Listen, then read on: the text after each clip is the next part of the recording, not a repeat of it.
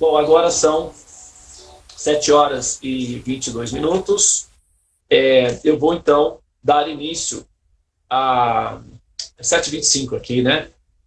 Eu vou dar início às explicações sobre o Swadhisthana Chakra. Eu vou falar durante 15 minutos, então, 7h25 até 7h40, tá?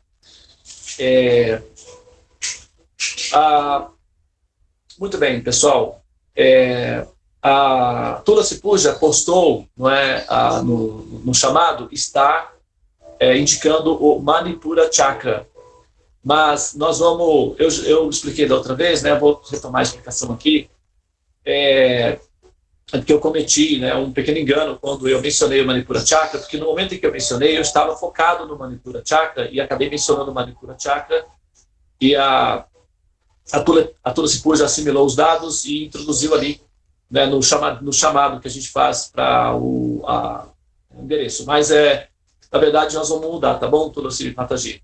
Nós vamos mudar porque, na verdade, a gente está dando início ao Swadhisthana Chakra, na verdade, é o segundo chakra.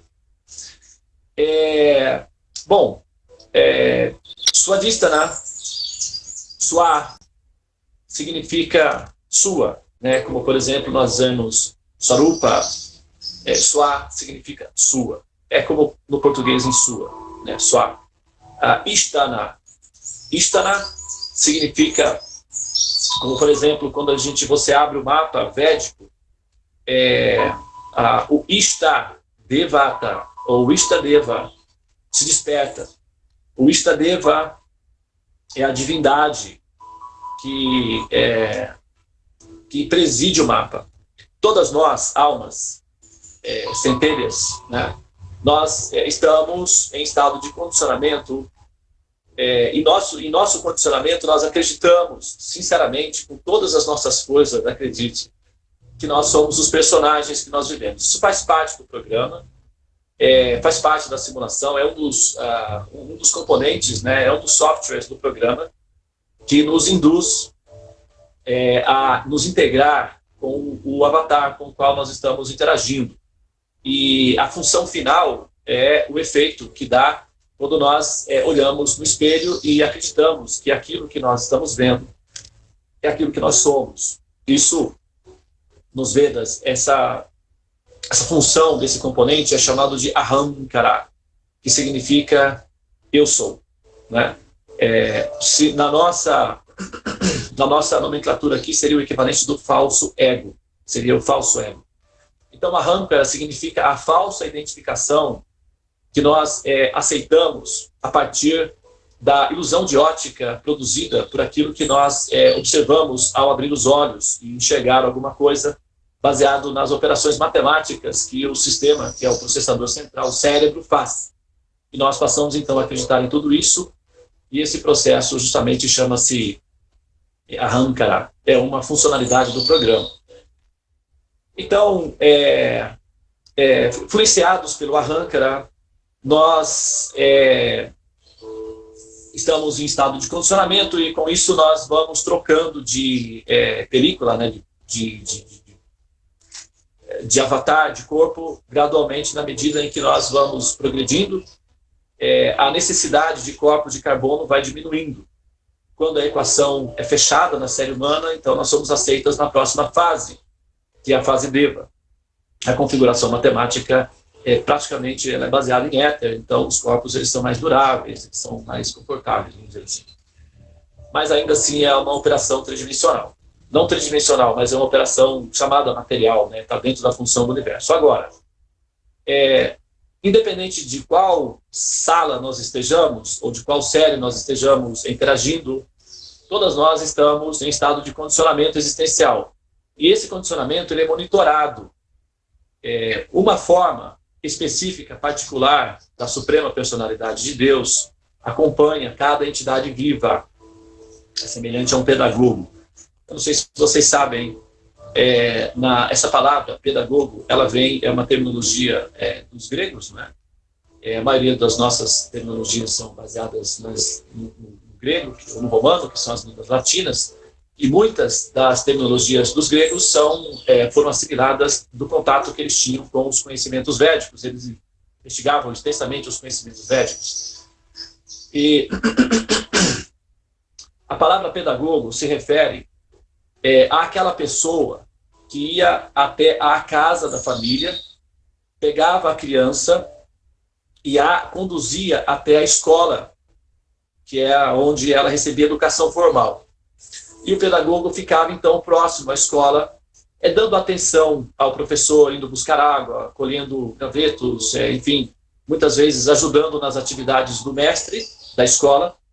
E assim que terminavam as aulas, o pedagogo, então, trazia a criança segura de volta para casa. Então, essa pessoa que levava a criança até a escola e trazia de volta, era chamado pedagogo. E, enfim, depois o nome foi, então, introduzido para expressar, não é, o sinônimo para um professor ou mestre, né, que ficou assimilado assim. Então, hoje nós temos a palavra pedagogo, ou pedagogia, que se refere àquele que ensina, né, aquele que orienta. Mas, originalmente, a palavra pedagogo se referia àquela pessoa que leva e que traz.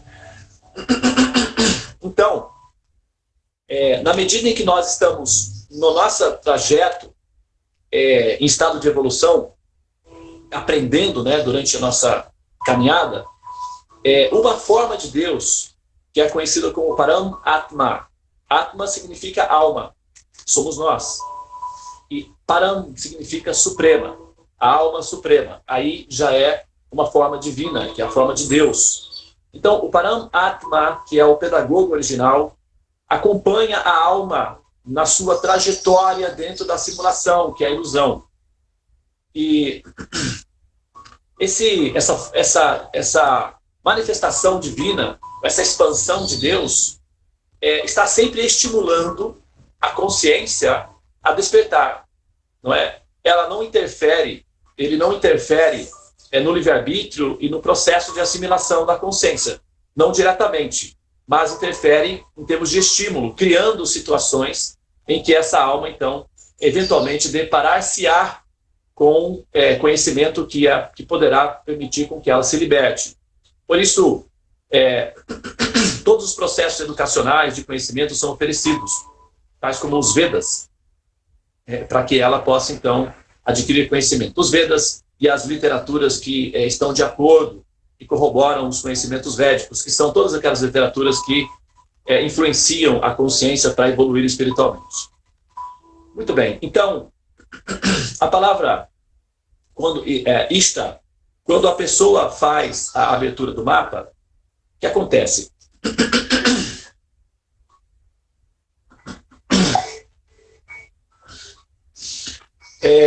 O Istadeva, que é a forma divina de Deus, se manifesta naquele momento. Então, ela aparece naquele momento e induz a pessoa a posicionar, não é aqueles que já fizeram o mapa comigo, sabem disso, a posicionar o objeto sagrado naquele ponto em que ela será, então, beneficiada ou abençoada para que ela possa continuar o programa dela de evolução. É uma espécie de bônus, né? Um crédito, é como se fosse um game. E a pessoa que consegue ter, assim, o mapa aberto, o mapa védico aberto apropriadamente, alcançou uma fase, um nível em que ela merece créditos, né? E por isso os créditos são descidos naquele momento. E exatamente naquele ponto em que o ponto de tensão da pessoa. Então, nesse momento, Ishta Deva se manifesta, que é a forma de Deus se apresenta. Então, essa palavra Ishta significa o controlador, né? Aquele que controla. O Ishta Deva é a divindade que controla o mapa. E Swadhisthana significa a posição, uma das interpretações, né, que pode ser aplicada, é justamente essa, que nesse momento a pessoa passa, então, a ter controle de si próprio. Uma vez que o Swadhisthana, sua, Isthana, controle, né, o controlador, Swadhisthana, a partir daqui, você, então, passa a tomar posse do controle de si mesmo. Até então, no Muladhara Chakra, você estava na mesma plataforma dos animais. irracionais.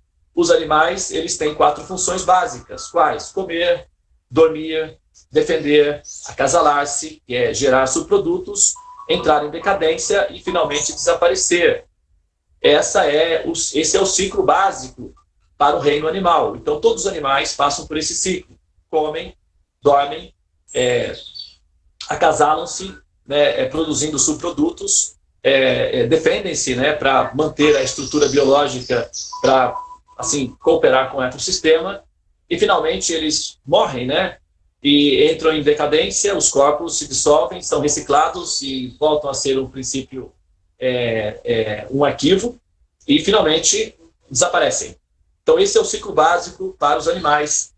E o Muladhara Chakra predomina esse ciclo básico. Então, as almas, as consciências que estão aprisionadas no Muladhara Chakra, sofrem os mesmos efeitos em estado de inconsciência. Então, eles nascem, crescem, comem, dormem, defendem-se, geram subprodutos e, finalmente, desaparecem e entram em decadência e desaparecem. Então, esse ciclo básico, ele continua se repetindo infinitamente, e a mesma operação é produzida sobre os reinos animais. Então, as leis que funcionam iguais. Agora, quando a pessoa começa a tomar consciência da própria existência, então ela está de posse do controle de si mesma, ou seja, ela está começando a tomar posse da propriedade, que é o fato de ela ser alma, consciência. Então ela passa a tomar posse dessa condição existencial, ou seja, ela passa a tomar consciência de que ela é consciência, e que como consciência ela é superior às existências básicas, que são o comportamento dos animais, e ela passa então a tomar medidas equivalentes a esse estado de consciência. Então, no Swadhisthana Chakra que esse processo começa, então, a se manifestar. Então, o ser passa, então, a tomar consciência de que existe e de que isso tem uma função superior, que é acima do ciclo básico do processo do comer, dormir, acasalar-se, defender-se e, enfim, desaparecer, né? Então, quando a consciência começa a mensurar essa dimensão, começa a, enfim, a perscrutar essa agenda do desenvolvimento, então ela passa a fazer as perguntas fundamentais que todos os espíritos, né, todas as almas em estados de evolução fazem. Elas então começam a se perguntar o que está acontecendo, né? O que é isso? Né? Quem eu sou? Na verdade, de fato, o que é isso? Que fenômeno é esse? Afinal de contas, eu existo. Isso é extremamente complexo, porque eu poderia não existir, mas eu existo. E que fenômeno é esse? A existência em si. De onde surgiu esse princípio? E por que tem que haver esse princípio? Poderia não haver esse princípio, mas esse princípio é uma realidade inexorável. Tanto é que eu estou diante dessa catástrofe. Ou seja, a pessoa começa então a, tipo, hello, começa a acordar, né, na verdade, né? Começa a acordar. Então, aí o nível do jogo começa a ficar um pouco mais difícil. Porque até então, o Big Brother, o Faustão, o jogo de domingo, o churrasco da família, o passeio no final de semana, o cinema do filme novo, a série da Netflix que saiu, nossa, tudo isso é completamente satisfatório e perfeito para preencher o ser. Namorar, beijar, eu vou beijar todas, eu vou arrebentar. Então, esses processos, eles satisfazem completamente as almas que estão aprisionadas no Muladhara Chakra. Eles dão plena satisfação. Inclusive, dão felicidade. Acredite, as pessoas presas ao Muladhara Chakra são felizes. Mas é uma felicidade baseada na ignorância, pobrezinhas, porque elas estão sendo esmagadas pelo ciclo de nascimentos e mortes e não têm a menor ideia do que está acontecendo por detrás. Então, Como elas não têm noção do que está acontecendo, elas são ignorantes, elas ficam felizes com o ritmo da vida diária, das distrações. E elas são alegres, elas vão para os passeios, elas vão para o cinema e no shopping center e compram e se divertem e voltam e têm a sensação de que vão viver para sempre. Elas não têm a menor ideia, não passa na agenda delas a ideia de que elas vão ter que sair do corpo. E elas vivem assim uma vida feliz, como ervilhazinhas felizes. Agora, o que acontece?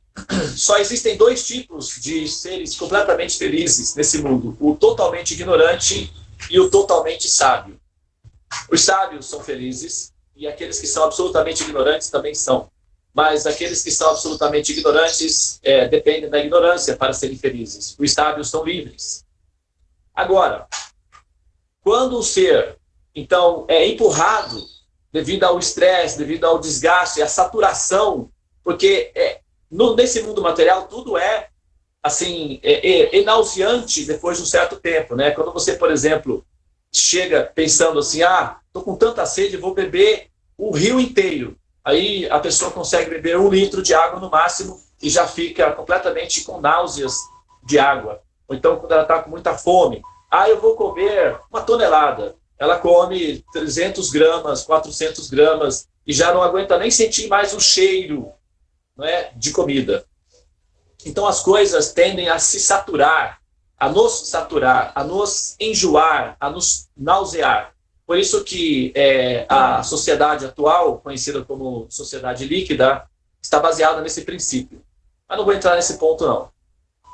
Quando ela, então, se fica saturada dos processos do ciclo básico da existência, ela, então, é empurrada para fora do útero do Muladhara e ela cai de paraquedas no Swadhisthana Chakra. E quando ela cai de paraquedas, dá esses efeitos. E quando dá esses efeitos, quem eu sou, de onde eu vim, o que eu estou fazendo aqui, o que é isso daqui, aí entra o quê? A crise existencial. E nesse ponto é quando a pessoa começa a Swadhisthana, ou seja, tomar posse da sua verdadeira posição de alma ou de ser consciente. Claro que não é o suficiente, só tomar consciência de que se está existindo não é suficiente. Será necessário finalizar a equação com respostas coerentes para as perguntas fundamentais. Quando respostas coerentes para essas perguntas fundamentais não estão presentes, o ser entra em pânico, dá medo, dá ansiedade, dá desespero. Alguns jogadores quebram o equipamento, destroem o equipamento, que é o equivalente do suicídio, né? Porque o jogo começa a ficar no nível mais difícil e eles têm que lidar com a consciência, que é um elemento que eles não contavam até então, e entra na operação. Isso tudo gera um medo, um susto, um pânico muito grande. E para essas pessoas em pânico, assustadas, diante de uma realidade intensa, que é a equação, entram os Vedas. Por isso que Tamasi Madhyoti Gamaha, agora que você já saturou-se da escuridão, que tal o conhecimento produzido pela luz da sabedoria? Vedas. E essa é a nossa responsabilidade, então. Tá, pessoal? Eu vou parar aqui.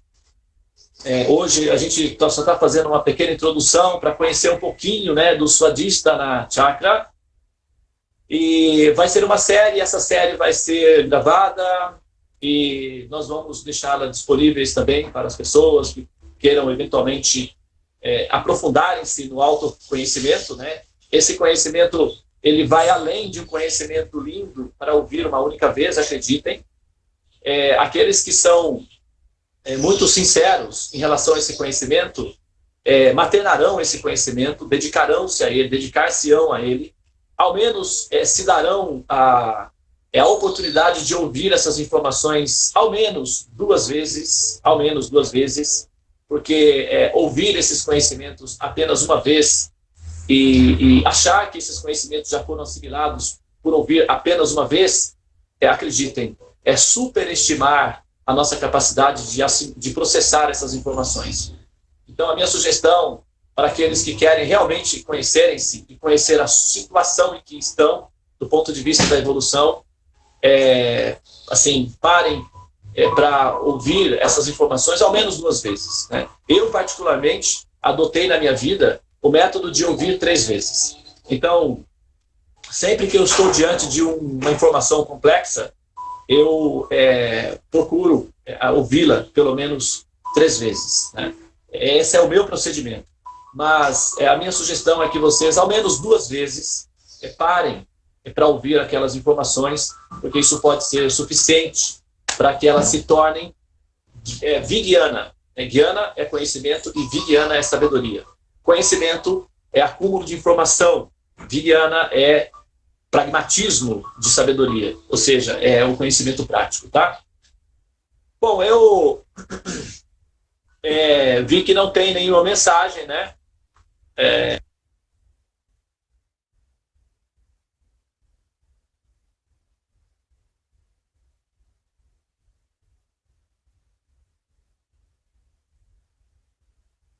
Cabo Devanada tá aí hoje.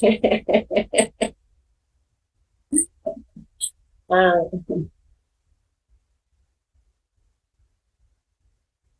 Eu caí do Swadhisthana Chakra, será que eu caí para o Muladhara Chakra? Agora vocês vão ter que jogar uma cordinha aí, me resgatar de volta aí, me colocar de volta no Swadhisthana. Muito bem, pessoal. Eu vou então parar aqui, tá? Se alguém quiser fazer algum comentário, alguma pergunta. Eu quero fazer, na verdade, uma pergunta relacionada a esse chakra. Ele está localizado aonde no corpo? Porque o básico a gente sabe que está na parte entre as pernas, né? Ali na parte sexual.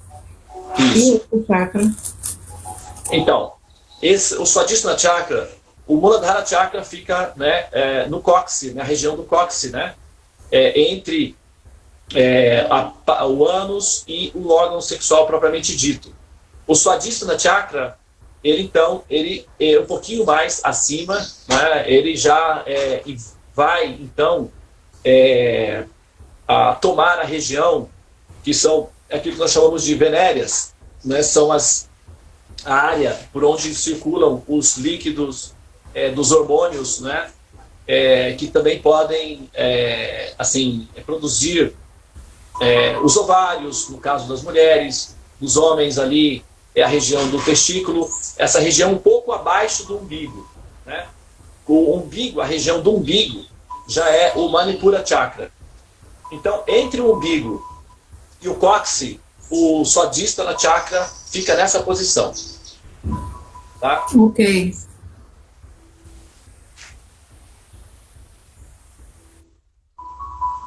Muito bem. Alguma coisa mais?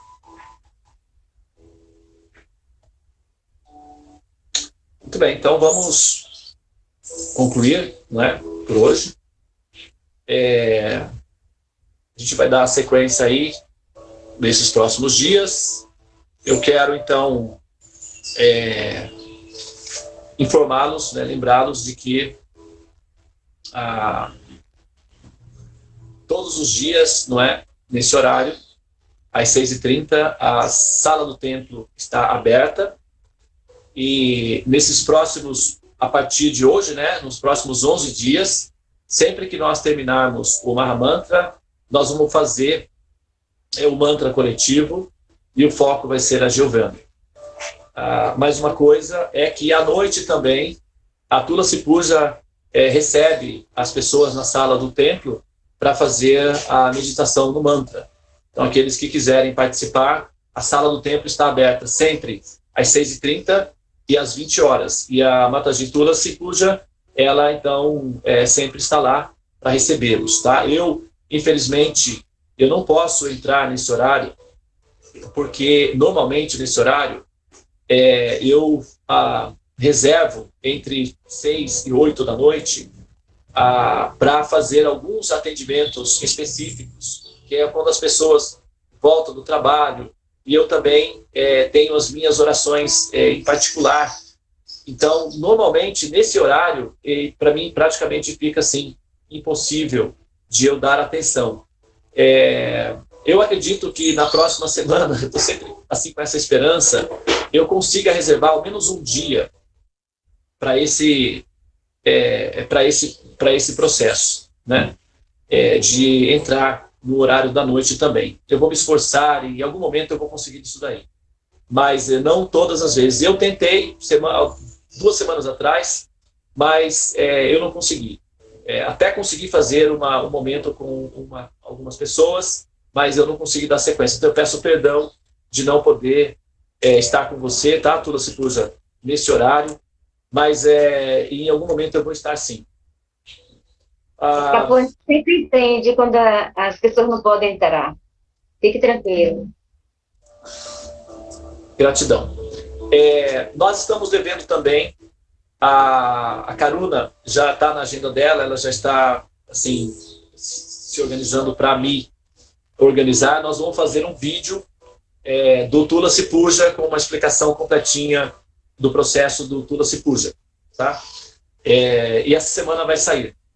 Nós vamos fazer um vídeo explicando todo o processo de Brinda Devi. Vou contar também a história de Brinda Devi, que envolve, né, o processo da adoração com a Tula, tá bom?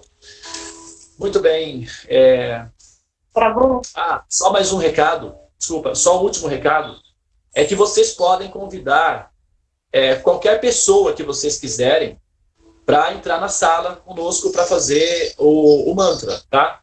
Esse programa nosso, ele é um programa que ele é aberto, né? A sala do templo é grande, porque como ela é virtual, então ela está nas nuvens, né? A nossa sala fica no céu, nas nuvens, então cabe bastante gente. E todos podem trazer novas pessoas para a sala. Só precisa orientá-las, não quanto ao Japamala, se possível ter o Japamala nas mãos, um copo de água, dar as orientações iniciais, mas vocês podem trazer amigos, pessoas que estão, por exemplo, se você conhece alguém que está com processos depressivos, melancólicos, pensamentos suicidas, ansiedades, né, síndrome de pânico, todas essas pessoas com esses efeitos, né, colaterais da era de Kali, vocês podem trazer para a sala, não tem problema nenhum, eles serão bem-vindos e recebidos, eles serão beneficiados imensamente. Você só precisa orientá-los quanto aos procedimentos básicos para não me sobrecarregar no sentido de dar essa atenção, porque essa atenção tem que ser dada realmente à pessoa, né? Orientar a ela ter um Japamala, estar num ambiente silencioso, acordar pela manhã, ter um copo de água à disposição e nos acompanhar. Ela vai ser bem-vinda, tá bom, pessoal? Então fiquem à vontade. Podem trazer aqueles que vocês quiserem maternar e deem atenção, porque atenção significa amor. Muito bem, então, pessoal, eu tenho que ficar aqui na sala do templo, é o meu serviço, né? Fechar a sala. Licença, que eu vou sair um pouquinho mais cedo, então, tá? Eu tenho uma questão para resolver, tá? Então, Hare Krishna, tenha um bom dia. Então, a gente, durante o dia, se vê, tá bom? Tá. Bom dia. Bom dia.